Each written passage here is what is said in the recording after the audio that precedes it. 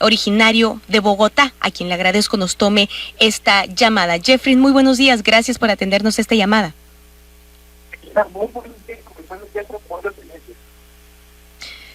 Te escuchamos lejos, Jeffrey, ¿nos escuchas tú?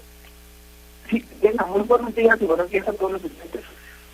Muy buenos días, Jeffrey. Sí, es que se escucha un poco cortada la conversación, pero entramos de lleno con el tema, y es que lamentablemente después de lo que vimos en Estados Unidos, esta denominada masacre de Texas, que sabemos no es algo nuevo en el vecino país, y además un tema que está altamente politizado.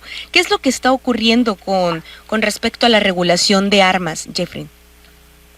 Bueno, mira que este es un tema que a nivel mundial está afectando todos los países. Generalmente, los países que más han dado regulación sobre el tema del porte de armas han controlado las armas desde el propio Estado. Es decir, han generado políticas para que el Estado sea el propio de las armas y ellos regulen el porte y la tenencia directamente de cualquier arma. En el mundo, casi todas las constituciones hoy en día permiten que los ciudadanos tengan armas, pero que sean reguladas por el Estado. Sin embargo, en Estados Unidos y en otros países, alrededor de 3 o 4 países en el mundo, sí permiten un libre comercio de las armas, y ese libre comercio es lo que ha generado que sucedan hechos como lo que vimos en la masacre de Texas y como lo que hemos visto en otros lugares de Estados Unidos, que es donde más comúnmente sucede este tipo de hechos.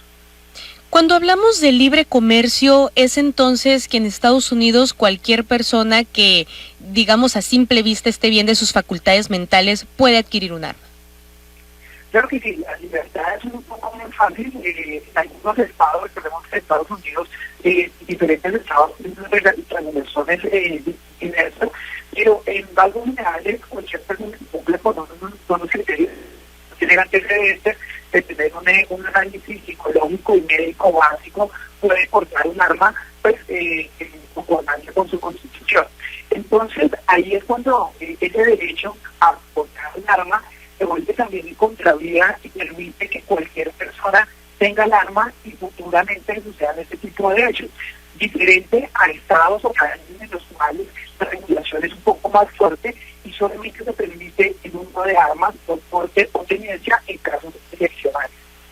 Ahorita, Jeffrey, al inicio que cuestionaba este tema, ¿no? De que en Estados Unidos, cuando ya se habla del tema de regulación de armas, es un tema que se ha politizado bastante, no de ayer a partir de lo que ocurrió en Texas, sino que ya lleva muchísimos años siendo tema de conversación, y a pesar de que ha habido hechos que lo documentan, como esta lamentable masacre y otras que han ocurrido incluso en varios planteles educativos de Estados Unidos, hay un tema entre republicanos y demócratas que no dejan avanzar una regulación, digamos, más fuerte.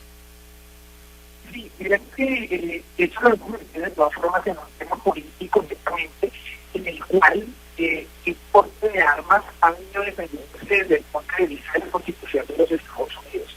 Esa Constitución que permite que el ciudadano tenga derecho a portar un arma, no solamente para defensa propia, sino para defensa en contra del Estado, y esa misma defensa contra el Estado puede verse en determinado momento, pues, de manera indiscriminada para utilizar armamento como los Estados Unidos, que es el lugar donde más fábricas de armas existen en el mundo, a diferencia de los otros países u otros continentes. Estados Unidos tiene fábricas de armas en todo el territorio nacional, armas y municiones que están siendo puestas a la venta público, y también cualquier lugar prácticamente que vamos a marca apuntar munición y armas de manera fácil comparado con otros países de otros estados. ¿Qué es lo que ocurre entonces, Jeffrey, en países como los nuestros, en países latinoamericanos, como pudiera ser México, como pudiera ser Colombia? Sabemos que aquí pues hay incluso bastantes grupos del crimen organizado, los cuales con gran facilidad también tienen acceso a estas armas. Sin embargo, ya cuando hablamos del ciudadano común, no, válgame la redundancia, no es tan común ver este tipo de acciones como lo que ocurre en Estados Unidos. Precisamente esa es una de las el Estado comienza a prohibir la regulación de algo, como las armas, pues se incrementa su uso ilegal.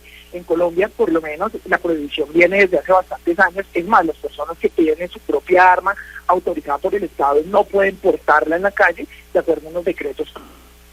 Entonces, ¿esto qué hace? Que se incremente el mercado negro de las armas. Los delincuentes pueden obtener armas a través del contrabando, a través de la entrada ilícita de este tipo de elementos, y terminan en manos solamente de los delincuentes.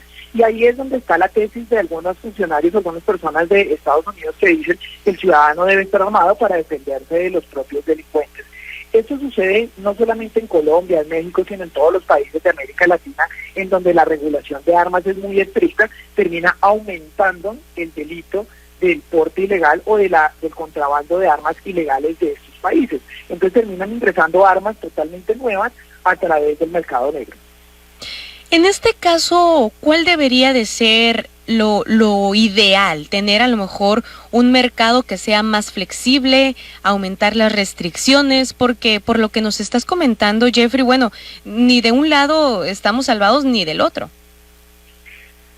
Aquí en ese tema sí es importante tener en cuenta que los estudios dicen que debemos nosotros generar una venta y un control de la compra y tenencia y porte de las armas, pero sobre todo un estricto filtro a las personas que se les está vendiendo. Por ejemplo, los comerciantes, por ejemplo, las personas encargadas de seguridad, por ejemplo, las personas que por su trabajo o por su estatus necesitan protegerse, y que sean esas personas primero verificadas totalmente sus antecedentes, estudios psicológicos y médicos. Mira que en muchos países solamente se requieren estudios médicos, más no psicológicos. Entonces, en este punto sí es muy importante aumentar los controles y volver un poco más laxo ese porte para que no sea tan amplio el control del mercado negro de estas armas a nivel global. En ese sentido, entonces, cuando hablamos de los calibres de armas que están permitidos, aquí en México hay ciertos calibres que pudieran tener, digamos, los ciudadanos comunes, pero de cierto calibre en adelante solamente son de uso exclusivo del ejército.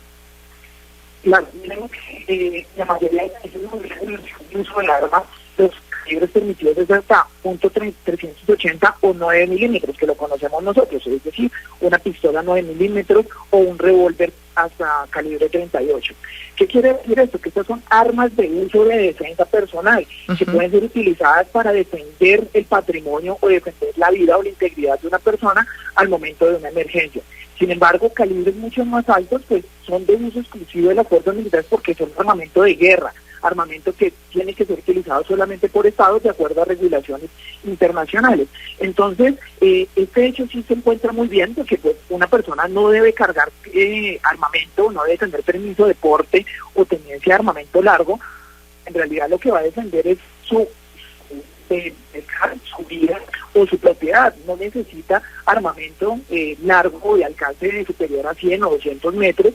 Entonces, respecto a este tema, la regulación sí ha sido muy buena a nivel internacional, y también gracias a los tratados internacionales, que no debe ser utilizada sino por fuerzas militares o fuerzas armadas reguladas por el Estado. Claro, y sobre todo que aquí nos encontramos con otro factor, Jeffrey, que siento que es el tema también cultural, el tema que actualmente estamos viendo quizá en series de Netflix, donde se posiciona a los delincuentes o a ciertos narcotraficantes como héroes o antihéroes serían, y que vemos nuevas generaciones que se ven ahora sí que deslumbradas por todo este tema de las armas, por todo este tema del tráfico. Incluso algo ocurrió aquí durante el fin de semana en Sonora, y es que en la universidad más importante del estado, que es la Universidad de Sonora, se filtraron imágenes, videos de un joven que estaba portando un arma al interior de la universidad. Si bien es cierto, esto no pasó a mayores, incluso se habló de que era un video que estaban haciendo para un proyecto educativo, no sé si iban a hacer algo similar a alguna narcoserie o a lo mejor grabar algo como un video musical, un narcocorrido, pero lo que sí es verdad es que ya se está normalizando el uso de armas, incluso hasta como algo aspiracionista. Sí, aquí hay un tema y es muy importante que los padres deben hacer seguimiento sobre el uso responsable de las redes sociales, el uso responsable de la televisión y de todo este tipo de series. ¿Por qué? Y de los videojuegos también, ¿no? Porque Sí. los jóvenes están creciendo con videojuegos totalmente violentos, con videojuegos en donde se enseña la manipulación y la forma de utilizar armas, pero no armas para jugar tal vez como antes en contra de monstruos o demás, sino que los videojuegos están enfocados a matar personas, y entonces esto genera a veces unos trastornos psicológicos en los menores en donde no distinguen de la realidad con la ficción. Ahí el acompañamiento es bastante importante. Sin embargo, se debe tener en cuenta que el porte de armas y la tenencia no está permitida en ningún país del mundo para menores de edad. Ese es un tema bastante importante y que puede causar sanciones penales. En todos los países del mundo los menores y los adolescentes son responsables penalmente por el uso de ese tipo de elementos bélicos, de armas de fuego. Claro está, pues tenemos muchos tipos de armas que son de juguete, que terminan siendo utilizadas por adolescentes o por niños, pero las armas de fuego están totalmente prohibidas en casi todos los países del mundo. Incluso las armas que no necesariamente son de fuego, pero que son de postas y que a lo mejor la misma forma de la pistola pues es muy similar a un arma de fuego. Sí, porque ya nosotros conocemos como armas traumáticas, que son las armas que disparan coma, que físicamente se ven muy similares a las armas de fuego, pero que no disparan proyectiles de plomo o de bronce, sino que disparan proyectiles de coma. Estas armas traumáticas, por lo menos en Colombia, no han llegado a regulación porque tienen todos los componentes del arma de fuego. Tienen un proyectil, tienen un fulminante, tienen pólvora, unos mecanismos de disparo y pueden generar incluso la muerte. Ya se han documentado varios casos con las armas traumáticas que son de goma, en los cuales se golpea en hospitales y la persona fallece momentos después de un hospital. Sobre eso también hay que dar una regulación, es una pelea bastante fuerte que se está dando en varios países del mundo, porque pues estas armas se creían deportivas, pero hoy en día nos damos cuenta que esas armas también están letales. Ahorita que nos hablabas de los impactos psicológicos, Jeffrey Garavito, en el tema de los menores de edad, sabemos que según o con base a cada país, esto cambia. En el caso de Estados Unidos, una persona es mayor de edad a partir de los 21, en el caso de México es a partir de los 18, pero ahora sí que en las cuestiones psicológicas, ¿cuándo una persona, cuándo un ser humano se puede considerar que tiene la suficiente madurez mental o psicológica como para poder tomar una decisión consciente? Generalmente en la mayoría de los países estamos de los 14 años hacia arriba, ¿sí? Y por eso pues nosotros hablamos de circunstancias de inimputabilidad, es decir, que no se le puede imputar una sanción penal a los menores de 14 años, pero a partir de 14 años ya hay una conciencia y un estado en donde podemos tomar decisiones y definir si lo que estamos realizando es o no un delito. Y precisamente en eso viene la misma educación, casi que la educación básica, primaria y la secundaria está culminando sobre los 14 años en promedio para la mayoría de los estudiantes. Entonces ahí es donde ya una persona, un joven de 14 años tiene una claridad completa sobre lo que está haciendo. Perfecto. Estamos platicando con Jeffrey Garavito, experto en regulación de armas, originario de Bogotá. Jeffrey, ¿hay algo más que quisieras añadir, sobre todo para hacer reflexión con los padres de familia que saben que sus hijos quizá tienen este contacto con las armas, que pudiera ser a través de videojuegos, series, música, contenido que consumen a través de redes sociales incluso? Sí, es muy importante que como padres nosotros hagamos unas actividades de concientización con nuestros hijos para poderles recordar qué es lo bueno, qué es lo malo y qué es lo sancionable penalmente. Sí, muchas veces los padres solo hablan de esto es malo, esto es bueno, pero nunca le dicen a nuestros hijos, ojo, porque esto le puede llevar a la cárcel. Este tema de las armas es bastante complejo, es un tema que lleva muchísimos años y que creo que faltarán muchos años más para poderse regular.